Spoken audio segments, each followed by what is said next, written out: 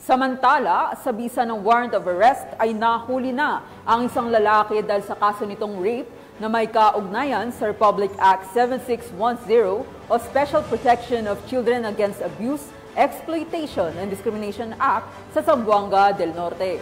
Patrolwoman Luis Marie Conde sa report.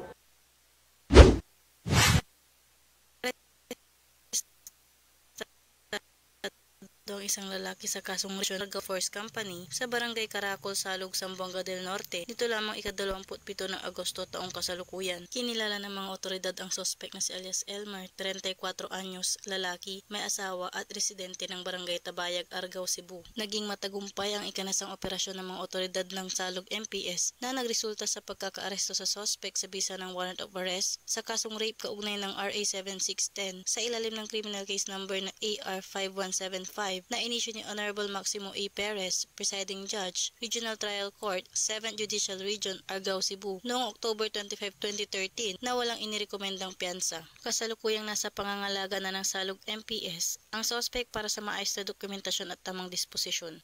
Patunay lamang na ang pambansang pulisya ng Pilipinas, katuwang ang ibang ahensya ng pamahalaan, ay hindi nagpapabaya sa kanilang sinumpaang tungkulin na huliin ang mga taong tiwalag sa batas, mapanatiling ligtas ang komunidad at ipatupad ang kapayapaan ng bansa para sa umuunlad na bagong Pilipinas. Mula dito sa Zamboanga Peninsula, ako ang inyong PNN correspondent, Patrolwoman Luis Marie Conde.